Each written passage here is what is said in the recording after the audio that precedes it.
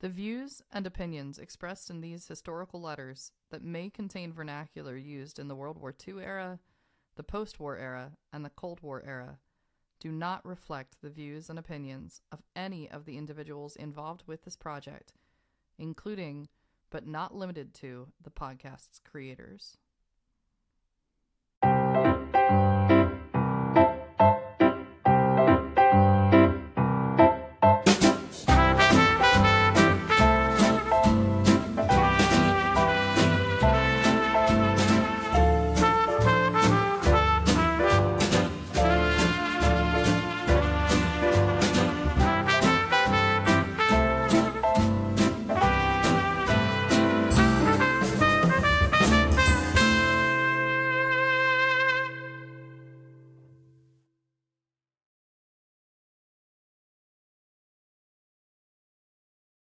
Good morning, Jamie.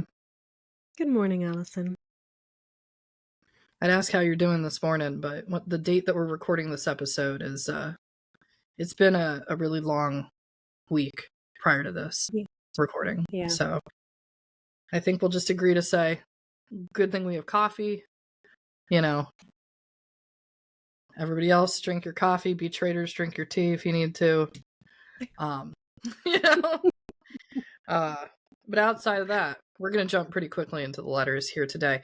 If you listened to last week's episode 74, simply called The Fire, I think you've got some questions about what exactly was going on in Iowa at the end of 1949. If you didn't listen to last week's episode 74, The Fire, you should really go listen to last week's episode before starting up this one. First of all, it's the very end of the 40s.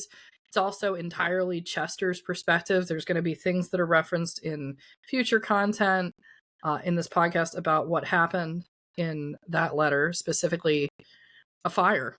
Yeah, I think you can tell from the title and what happened with that. That's important content. So I encourage everybody to go back.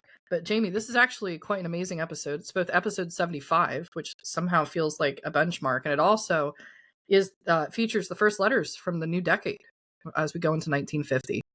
And it's very exciting for me too, because we had Chester letters last week, and we're opening this episode with another Chester letter.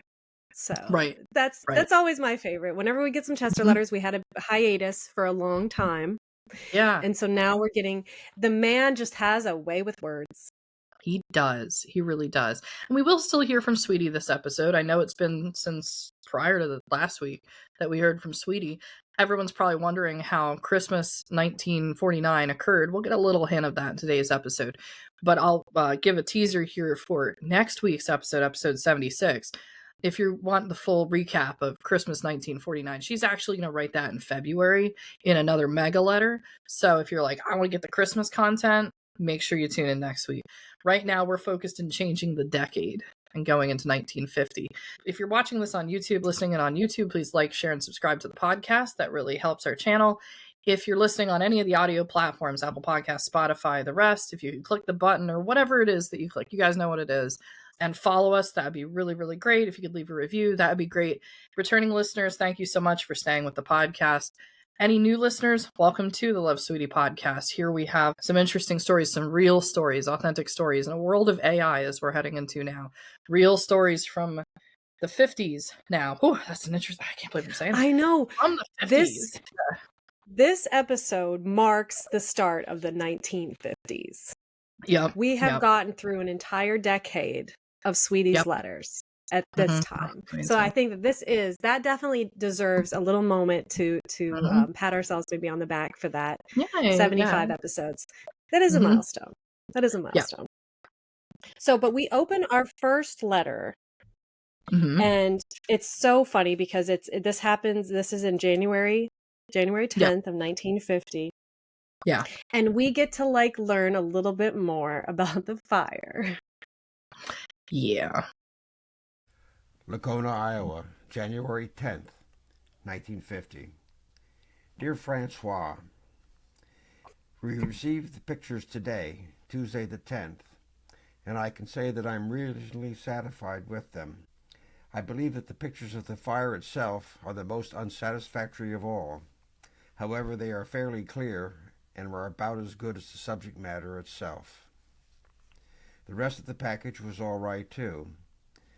The egg case fillers especially were in good condition.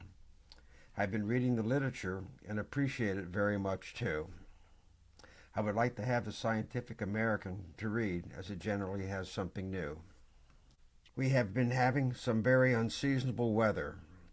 The roads here have been so soft that we have not been able to get to the farm every day to feed the cows.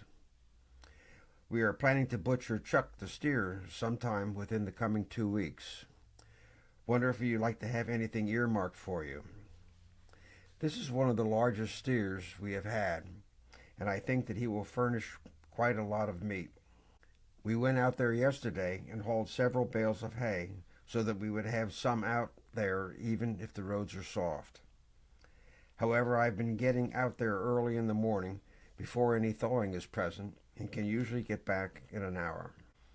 Have been going mostly by myself and feel that I am not in very much danger of having an accident. I always like to get out there as it gives me quite a little inspiration. Last Sunday, Jabils were here and helped me mount the grinder on a permanent foundation so that we cannot pull it over with the tractor when tightening the belt, as we have done several times before. That last Sunday night, we received a call on the west side of the Blacktop Road where we picked up an appendix and took it, or rather started with it, to Des Moines in the Chevy. When we got about 3 miles north of Indianola, a soft crunching noise occurred and the car came to a stop. I could not get it started and was barely able to utilize the momentum to pull off the road and onto the shoulder. I realized that something was seriously wrong and decided to take my chances and borrow my way into Des Moines from the passing public. The second car stopped at my flashlight signal about within 1/2 minute after we stopped. The boat proved to be a dilapidated Chevy of a 1935 model and filled with slightly teenagers. They seemed aghast at my bold and positive demands that I be given propulsion to the hospital. However, we started out after going a couple miles, me in front. We changed places and attached a short chain we borrowed on the way to our front bumper and towed instead of pushed me into Des Moines to the hospital. I broke out into a cold sweat, my shoulder ached, and I developed a bad case of the jitters at the speed and erratic speed with which we traveled onto the city. However, we got there okay, and I began my disguised bargaining with the bandaged-faced, red-haired boy who piloted the bus in front for compensation for his Good Samaritan act. My disguises as a poor devil must have worked, as he asked me for only $2. I borrowed from one of the family of the patient, as we had left all our pocketbooks and wallets at home. I gave him $3 and made him realize what a good act he had really performed, and we parted. After the operation, we were taken to Jean's, and I called up Jabil and asked him at about 3 a.m. to tow me to Liberty Center to the garage, and then taking Mom and I on to Lacona. If we were scared with the first tow, we were much so while Jabil was at the helm on this trip. My hair was on end until we got to the blacktop south of Indianola. Our chain tow was about 6 feet long, and we did not have much light as we had exhausted the batteries mostly on the first trip in. Bill went on at an average of about 50 miles an hour. I had to try my best to follow him and not bump into him. But I did fairly well and began to get onto the art of following during the last 15 miles of the trip. I'm not sure that you can travel about as safe at a higher speed as at a lower rate. Okay, we have to pause here. Yeah, like, oh my goodness. Well, first of all, we did learn that there are pictures of the fire and that Chester had them. Yeah. So I want to point that out because you're still looking. I'm not doing anything. You're still looking. Yeah, what valuable pictures you got after burning well over an acre of your farm down, sir? So silly. Oh my God. I don't know where they got to. He said in that letter he was going to send those photos to Frank. I've yet to come across these photos. Trust me, everybody in the audience being like, where are the photos? I'm with you. I am with you. Okay, good. We are Because I looking want to for see these him too. photos. Because I will know the moment I see it.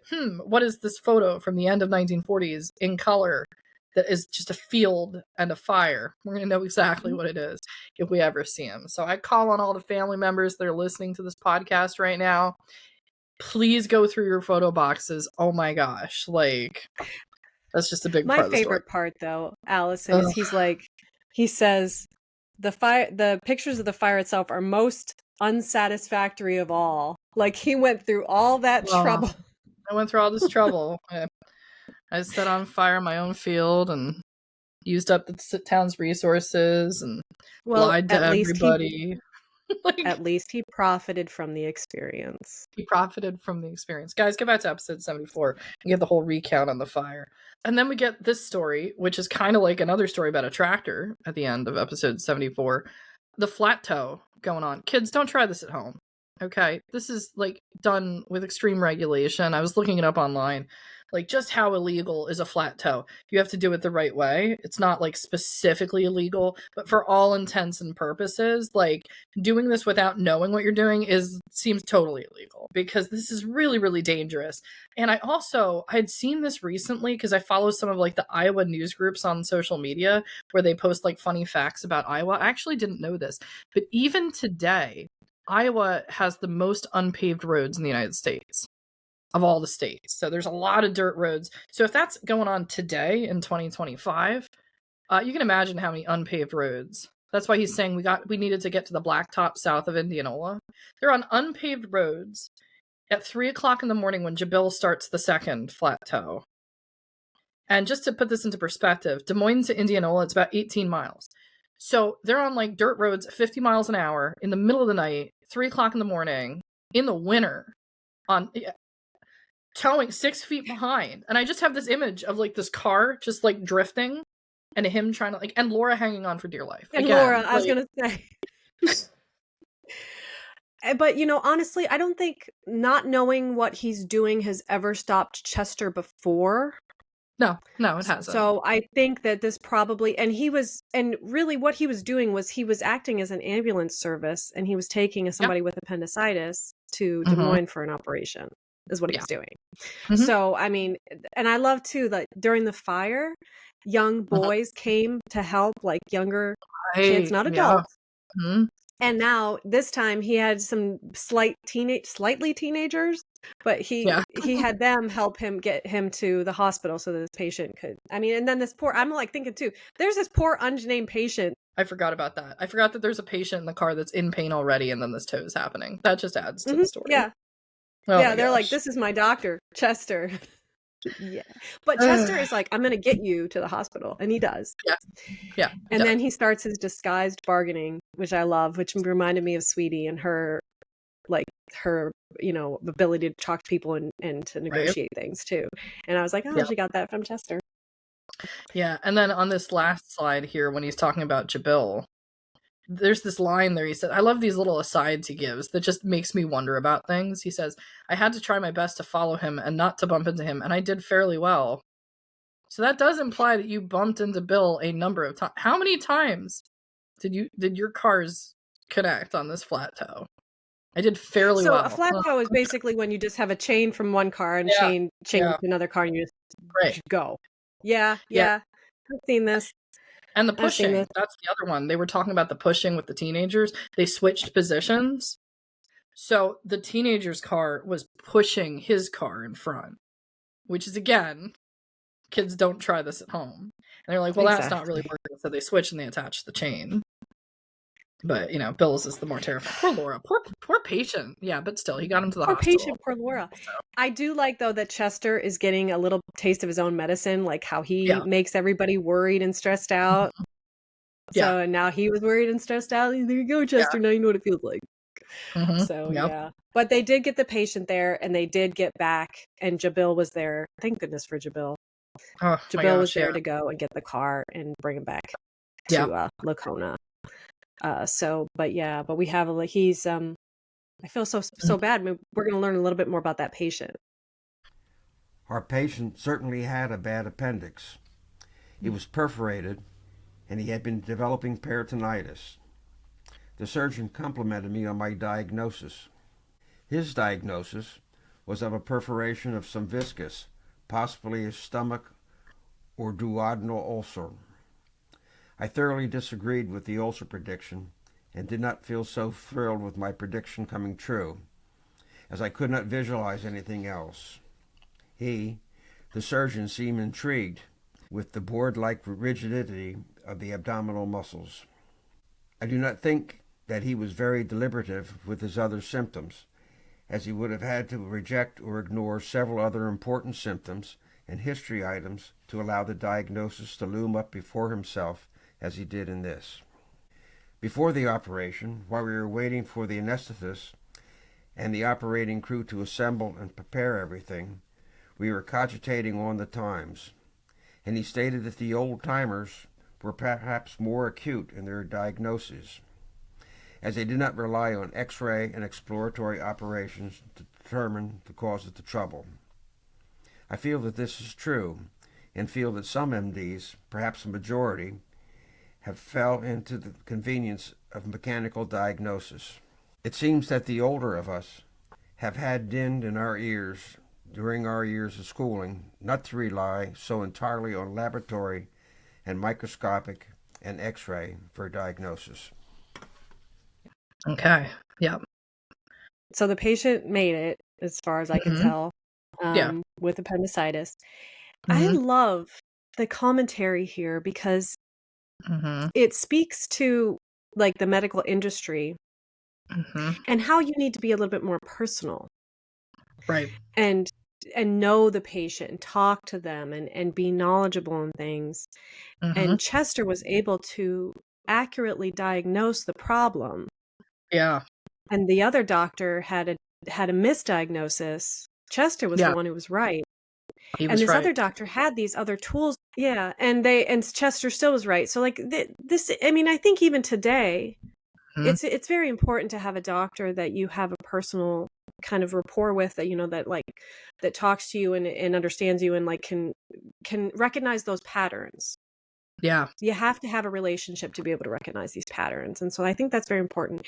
And I think that that Chester had some beautiful insight with this. Yeah. And I mean, that was his absolute gift, was as a diagnostician.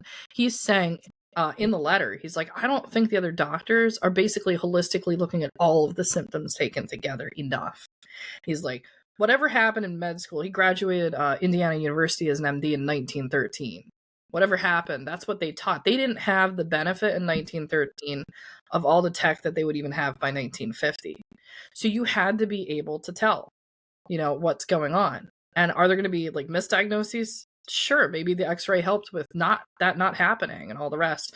You know, as he says, the old timers, even the modern doctor for Chester, you know, the younger doctor is just like, some of these old timers are just like amazing at doing this because they had to be, you know. And one thing that we're going to find out is that, especially towards the end of his life, Chester's never not a doctor.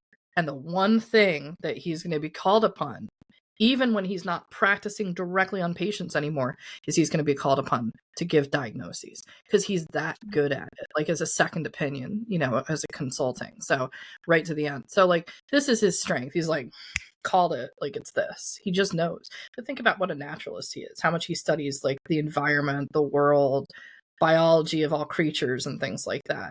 Whereas these other guys, too reliant on technology. And that's a thing to today. Like we're all, in my mind, too reliant on technology.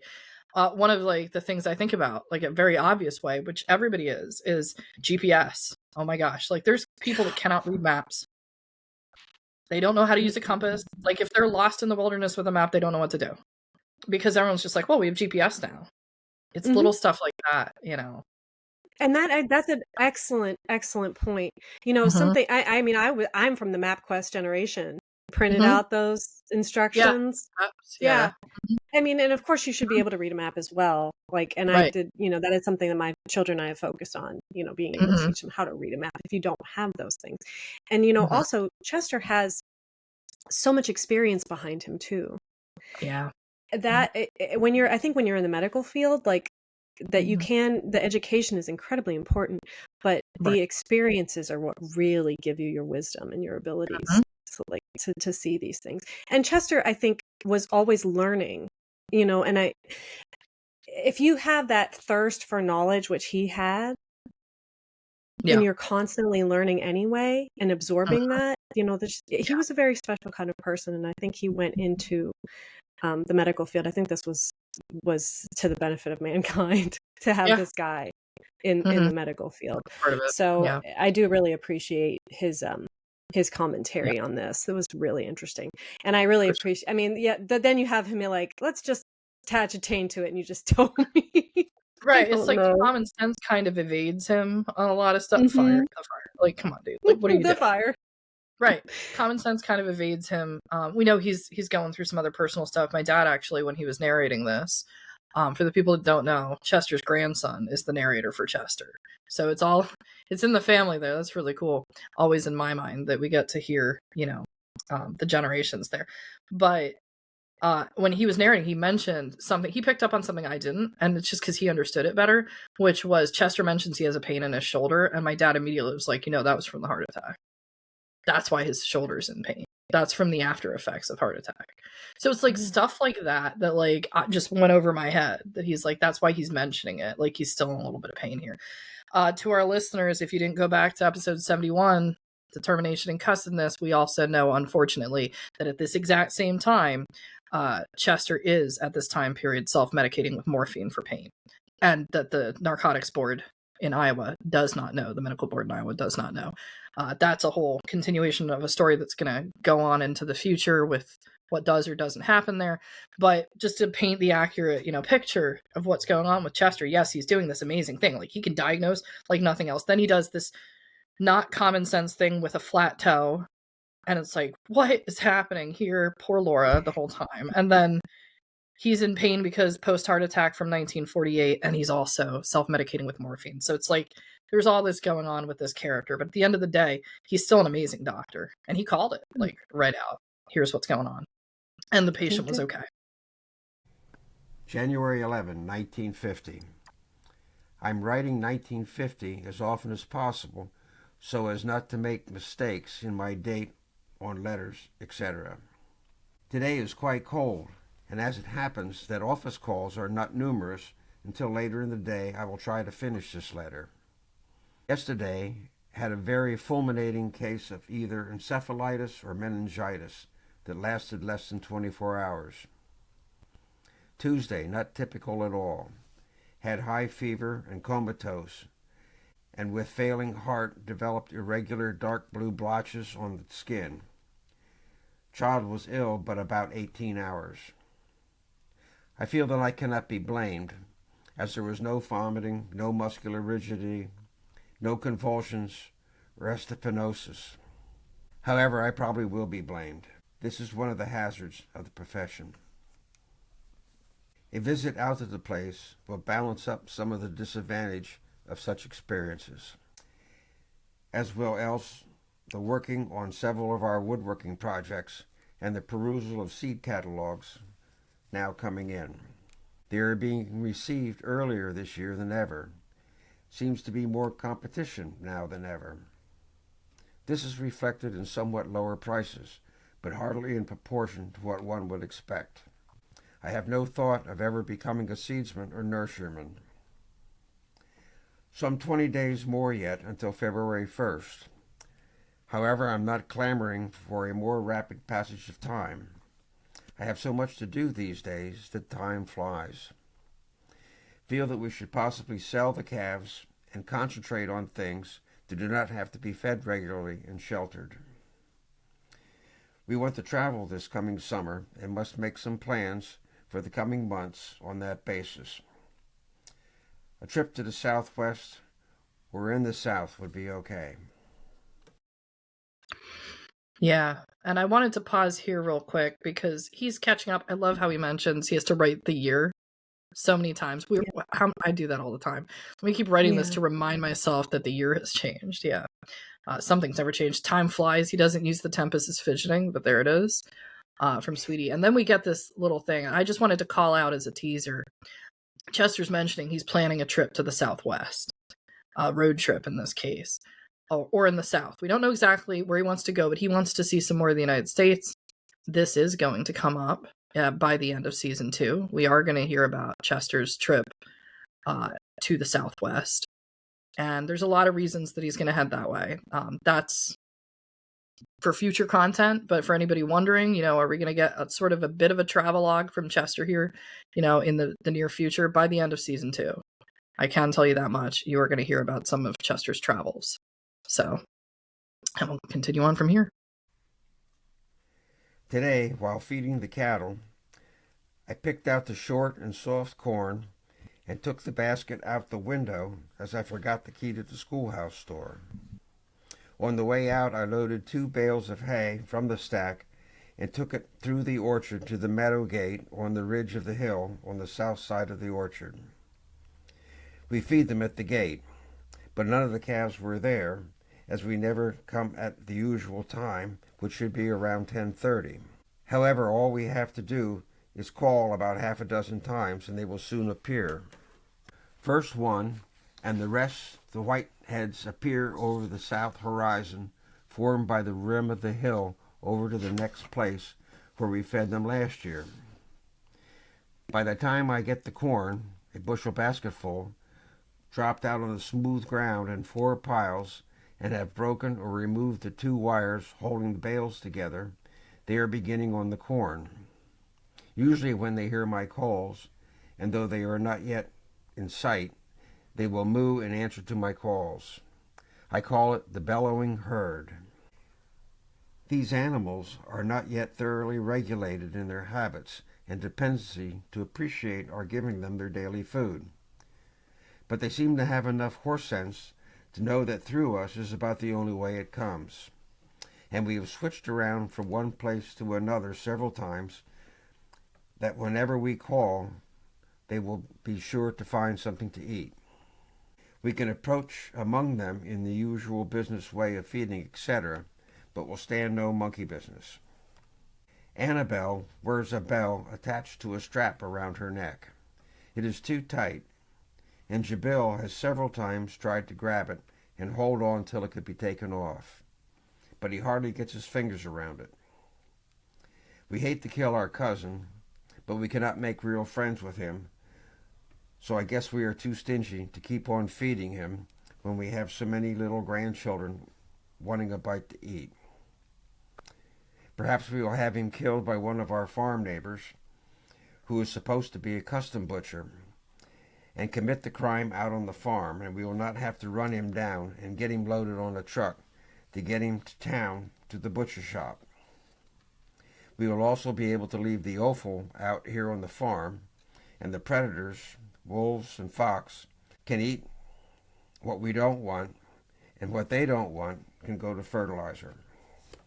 I wonder if any of you would like to have yours kosher killed. And what about it, Frank and Sweetie? I can hold up each piece I eat towards the rising sun, and process it satisfactorily enough for me. But I did not know about the rest of you. Jabil and Jean can get kosher meat at the plant any time they want it, and often do. But you that live in the suburbs can't have much advantage. I think that we will have this butchering done this coming week, when the weather gets colder and we're able to get the local locker man pick up to haul the meat into the locker. Yeah. So there's a lot that's going on here. For everybody that's listening to this episode or watching on YouTube, if you go to the website, www.lovesweetiepodcast.com, that's www.lovesweetiepodcast.com, the gallery's there. There's a whole one of Lacona in 1948, and there you can see the photos of the cows. He calls it the bellowing herd, which, if you didn't listen to previous episodes, you might make you think that there's like this big herd of there's 4. It's 4 of them. So there's 4 cows, 2 of which we know the names, Annabelle and Chuck the steer. For a while there, I was thinking they were dairy cows. They are not dairy cows. This is for butchering, and for the meat. But the photos of the ones he's talking about, the hay, the general land, the schoolhouse, that's all in the photo gallery. So I welcome everybody to take a look at that if you want to get some of the imagery here with regards to the calves. This is just really interesting to me. This is just farmer life, Mm-hmm. And he's going to be sending meat to Sweetie and to others, which she's received before stuff from Iowa. I mean, right from the source. They're with the Agricolae in Iowa. They're going to send stuff out to the suburbs for some fresh meat. Yeah, it's really interesting. Like how he's like talking a little bit about, what he's doing with the farm. And I like the kosher killed thing. And he's like, I could just hold it up to the sun and then take a bite. I'm good. Yeah. I thought that was funny. I don't know what the benefit, I don't know what kosher killed means or anything. So I'm not going to get too much into that. But I mean, we see that he really does have a relationship with his son-in-law, Jabil, which is sister's husband. Yeah. We've been hearing a little bit more about him, which is kind of cool. He mentioned this in the other letter when he was talking about the ducks. They call the animals their cousins. Their cousins, yeah. Yeah, so he has kind of a different relationship with his animals, and he understands too that they're gonna, for food, so they can't really get too attached to him. But I do like that I think even too, like with my chickens and stuff, I treat them well. We pet them. We give them, we treat them even well. And when the time comes, I will be able to dispose humanely, the chickens when the time does come. That's farmer life. So, but he treasures it. He loves his animals. He respects his animals. This is very important to make sure they get food. So he's a very good farmer. January 12th. Here we are, and this letter's not finished. As stated previously, I am now in the purpose of building Jabil and myself a large printing box apiece. His is to be very economical and will be constructed partly of pine and cherry. Mine will be constructed of walnut and cherry, and will have nothing spared to make it as good and nicely finished as possible. I asked Jabil what was the objection to making one like mine, and he said, use walnut for that? And I said, yes. What should you use walnut for anyway? And he hesitated for a short time and said, use it to make a box. And the court did laugh long and loud. There really is a true streak of cussedness in Jabil when he takes a notion. Yet it is usually a peculiar ingredient of humor and cussedness, just enough to show a slight pique, as it were. I'm not sure that Frank has this, but I think he has, but seems slow and reluctant to use it. Of course, one must know how to accept it, and life is that much more smooth and gayer. Well, I see that this page is coming to a close. I will add a little personal note to each, and we'll try to get it off in the evening mail. Love, Papa.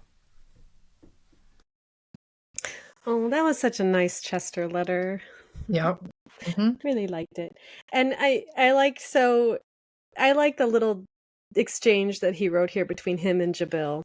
Oh, yeah. And it makes me wonder because Jabil, Mr. Bill Bolton, married sister.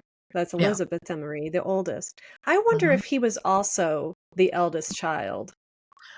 Yeah, I wonder. He kind of he sounds a little bit like with some of the things that we're getting from Chester, like because Jabil came and helped him with the schoolhouse, and now he's helping him build printing boxes, and and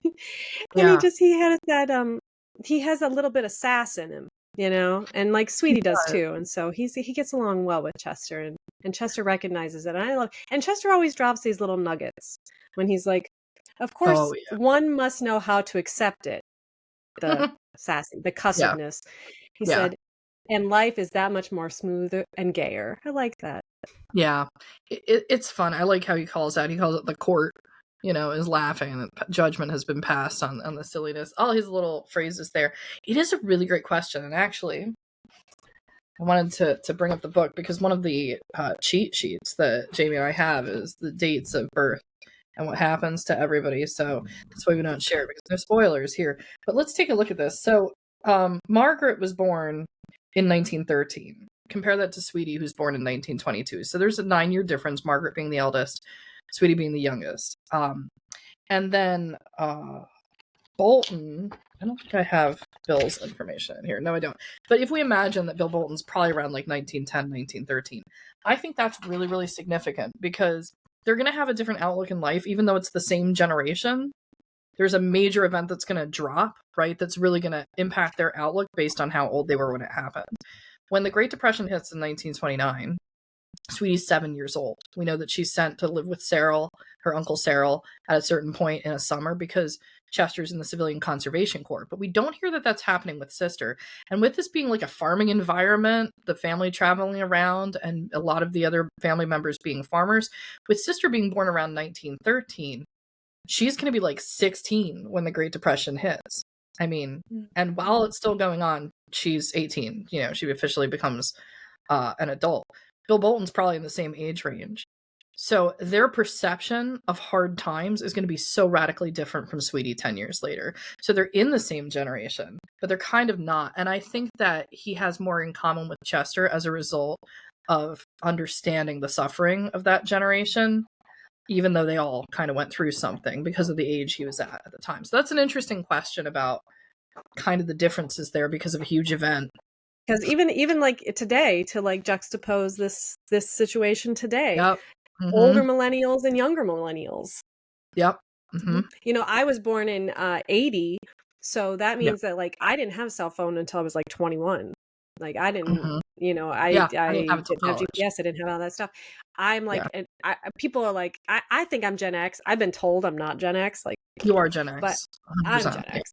But an older millennial will definitely have a different outlook on life than the younger. Yes, this is true. So that's it. That's an excellent point. Excellent point. And that was an excellent Chester letter. Yep. I really appreciate hearing from him. Yeah. We'll catch up with Chester again later on in 1950, not immediately. Chester's done some serious writing now at the end of 49 into 50. He's got to get back to work and handle some things, but we'll catch up with Chester if everybody's wondering when's he going to come up again. A few more episodes, you know, we'll hear from him again about what's going on in Lacona. But now we're going to get back to the star of the show and find out what Sweetie's up to at the beginning of 1950. County Line Road, Hatboro, Pennsylvania, January 12th, 1950. Dear Jean, I had to return the typewriter to Elizabeth for 2 or 3 weeks. I've been writing to the folks in longhand, a card or two, and a letter or two. I've since reborrowed it, and I'm all set to start out on a family letter, but I've been so busy, and with this cold and asthma, I've been so listless and dragged out I haven't accomplished anything. I've got to clean up some today before I write, since that family letter is an all-day job, and I can't sit down to do it in a mess like this. I know I haven't written you since the card or letter telling you your clothes and hop arrived, and I'm sorry I've been slow about returning them to you, but neither have we heard from you. We received your card saying that you thought we should go to the party, but I think that's all we've had since. Daddy wrote my letter had taken 14 days to get there, dated December 12th to December 26th. Postmarked, I mean. Lou's mom wrote us a card that she swears was addressed right. We never have received it. I sent Sister a little package for her birthday, a string of pearls for her, and a pair of corduroy overalls for Dee. I've never heard if they arrived or not. Doesn't seem like she'd be this long about acknowledging them, nor does it seem likely you'd wait this long to write us either, even if only a card to chide me about not having written. We've been going to G-Mom's as she's to be out this weekend. We've borrowed a trailer twice, nearly breaking off our rear bumper, bringing up old favored pieces that Lou is going to refinish for us. A desk, 2 old dressers, marble-top table, antique chairs, even an antique bedstead. That gives me a plain case of shutters, but Lou says he thinks it is worth $100. I'm doubtful. He has 2 years' work ahead of him in cleaning and refinishing, but he likes it, and so I should not complain. We did get some nice things. She was supposed to be out of the house on January 4th, has been getting a day or 2 more in order to delve further into the corners, but her coal has run out, and she can't afford to buy more. Besides, I can see that this is taking quite a toll in her strength, and even in her appearance, and I feel the sooner done, the better. She's taking a lot of things over to Elizabeth's with her. which pleases neither Bob nor Dit, but it is unspoken displeasure. Yeah, and I just wanted to comment here real quick to catch everybody up if they missed some of the previous episodes. So, Lou's home, Dit's previous home, their mother's home, Sidney, who they refer to here as G-Mom, and they will always, this is just nonstop to the end. She's going to call her G-Mom. That's G-Mom Graham, that's Sidney. They lived in Collingdale at a place called 936 Springfield Road. In 1945, Sidney's husband and Lou's father, Samuel, passed away. It's a big, big home that's having to be dealt with. There are a couple of the old photos of this home on the website in the photo albums. There's actually a whole album just called 936 Springfield Road where you get to see the pictures of this old house. It's a lot of work to handle this. And what had happened in the fall of 1949 is we learned that she was selling the house and she was going to be moving with it. So this is the last final days of anybody of the clearing out of 936 Springfield Road. So that's what all of this is referencing. And we also see something very important here. Lou likes to refinish old pieces. This is going to come in handy down the line. He's going to get a lot of experience like this. She's like, I don't know if this bedstead's really worth it. But he's like, no, it's worth a lot. I can fix it. So that's that fixer-upper mentality coming in from Lou. He's trying to save some of the family items. But yeah, so it's a sad moment to see the family home being sold, but there was really no way around this one. Did I tell you that on Christmas Day, Elizabeth announced to the Browns that she's in the process of producing another grandchild? She'd told Mom, and Mom told me, and then G-Mom told Dit that she, Mom, had told me. In a way, I am sorry Bobby is only 8 months old now, will be 17 months old when the new one comes, and that's almost the same as having two in arms at once. She's pretty sick, nauseated and miserable right now, but she just leaves everything to Mom to do. Washing, formula, cooking, and of course, whenever she and Bob want to go out, and they do so very often, they expect her to drop everything to babysit. I've heard her say several times she wished she could meet some nice old man. Actually, it would be the best thing for Elizabeth if she did, for as long as Mom's there to take over, Elizabeth won't do anything but go. Daddy wrote me about your excitement in taking color photography while I almost lived it with you. I wonder why I must always be gone when such things happen. Like Mama being sick, this fire episode, and even Bob's death. I'd like to hear about the fire from you too, if you can spare me time to write about it. I hope you're not sore at me for something I may have written, for keeping your clothes too long, or for this delay in writing. Doesn't seem likely you'd go this long without writing us. I'm going to send a card to Lizzie to ask if she ever received the package. No doubt all 3 letters will arrive this morning on the same delivery that takes these. I'm going to try to write the family letter in a day or 2, but even so, drop us a line, won't you? I'll let you know when the packages leave here. Love, Sweetie, Lou, and Louis. That was a nice little letter. Yeah. I want to point out too that she had mentioned that she said she often refers to the mailman and says, I use the term loosely. Yeah. So the mail does not seem to be as reliable here in Hatboro. No. So that I can see where she's having trouble getting some cards and stuff. I mean, obviously Sidney sent her a card and that never came. But yeah, she's a little concerned because she hasn't heard from Jean. And that's not typical of Jean. Yeah, Jean's pretty good about writing. But we get this big piece of news coming in from Elizabeth here, who announces over the Christmas holiday to the Browns, to her father, to her husband's family, that she's pregnant. And then there's this whole kind of funny moment of the letter where it's like, this person told this person who told this person. That's how I found out. Like, kind of moment of the letter. Sweetie would have found out pretty quick anyway, just from Sidney. But yeah, so Elizabeth is pregnant with her second child here. And that's so lovely.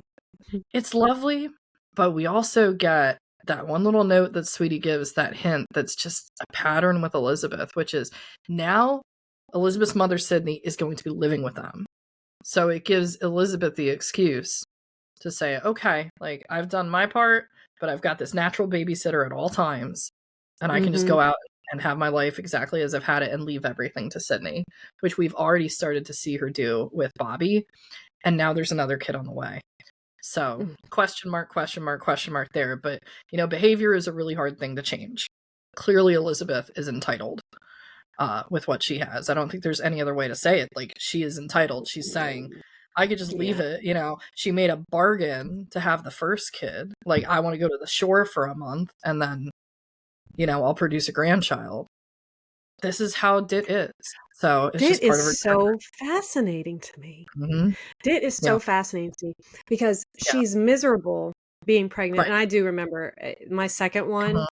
Yeah. I mean, I remember one day I didn't get off the couch, like, literally for the entire day because I was so miserable and so sick. My husband and I had a whole conversation about ordering pork and meat and sausage. And at the end of it, I went into the bathroom and threw up because I was so disgusted. Like, I couldn't even talk about it. So, but she has the energy to go out. Yeah. And she's like, I'm going to leave now. Like, I have the energy to go do that. Like, wow. I can't even imagine being pregnant and going out. Like, I don't know. But yeah, so we do get a little bit more information about how Dit can be, but also we're having a new child, which is all my favorite. I love that. So that's good. That's good. Yeah, and it's like, I love that we kind of get like the two characters out of Dit, and I love that she has that nickname, because I feel in my mind that when she's Elizabeth, things are like positive and everyone's getting along, and then there's like Dit moments where she's Dit. Oh, like, yeah. It's the character, that happens here. Oh, it's definitely Dr. Jekyll and Mr. Hyde. Yeah, so she got what, a month at the shore with the first one. I wonder what she's going to get with the second one. I thought that, like, what was the deal with this one? Like, and I wouldn't be surprised if there's a deal. I don't think we ever see anything about a deal with this one, but I wouldn't be surprised if there's something left unspoken. Yeah, like a daily monthly allowance or something like that, But yeah. So yeah, but still, this is cool. This is nice. There's another baby, another grandbaby, and then and also G-Mom is moving. That's a big thing. So and we know she has the typewriter. Yeah, she took the typewriter back. That's the thing I'm most offended at. Actually, give it back to Sweetie. What are you doing with it? Like, what are you doing with this? I don't know. She's just having it. I don't know. Maybe she just has it for leverage. I'm not sure. We'll see. But she got the typewriter back, so that's cool, because that's getting a little bit of a teaser for the big giant letter I'm sure she's going to write with it. Yeah. And also we're seeing but she's having problems with the mail. But so we do have another letter from Sweetie. Yep. And here, this is about a week later after the one we just read. January 19th, 1950. Dear Jean, I can't help but feel something must be bad, the matter that I haven't heard from you for so long, nor from sister either. I daily suffer from my conscience, since I haven't sent your clothes back to you. I've been trying to get them ready, but so many things come up, and I find this or that to be included, and as a result I put it off. Besides, I want to insure it, and can't on the route, I don't think. I've borrowed the typewriter to write the family, but I am just snowed under with work, and can't seem to get to it. What's the matter with you? Are you working too hard? Are you dissatisfied at Iowa Pack? Are you unhappy about Clifford? Or Don? Or are you planning a surprise visit? I wish you were, but I'm afraid it's something else. Have I made you sore at me? Are you sick? It isn't like you to go so long without writing. We have not heard from you since the Christmas card, from you saying you were sending the box. I thought about wiring you, but didn't think that would pay. I wish it weren't so far. If you're feeling blue or unhappy there, just pull up and come here. Hope we hear from you soon, perhaps in this day's mail. We love you. Don't be sore at us, and write if you need help of any kind. Love, Sweetie. Oh, the poor thing. Like, I feel bad. I know she has an inferiority complex. Right. She's starting to worry now a lot. Like, oh, I haven't heard from Jean. Jean, you better write to her soon. Don't put Sweetie through this. No. No, she's by herself. And then especially with learning about the fire. Yeah.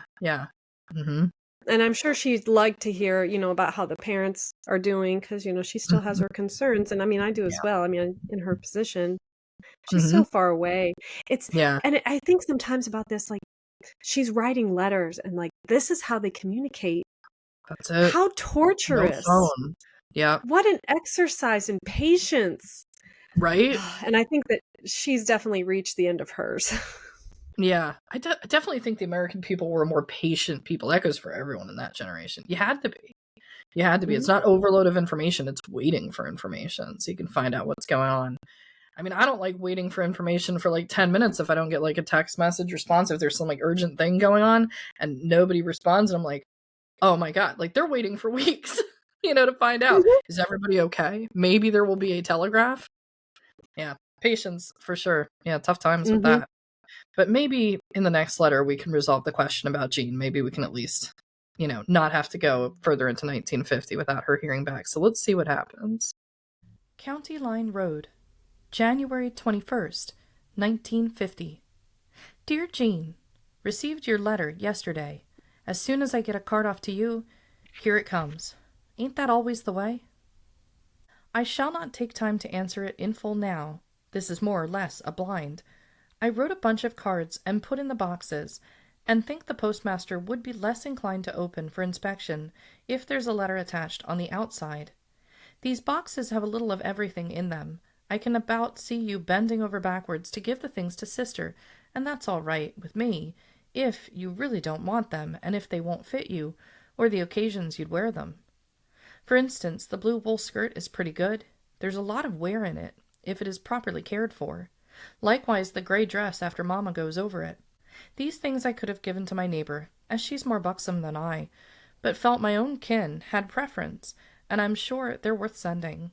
I almost made new blouses out of the old ones, but do not feel bad if they go under the arms. Dip perspires a lot, and I know they are rotted some. I am, of course, sending your own clothes back. I didn't wear a thing except to try on your little black sandals when my feet were hurting. I sure like them. A trifle too wide, and one of the little slots hurt my untrimmed corn.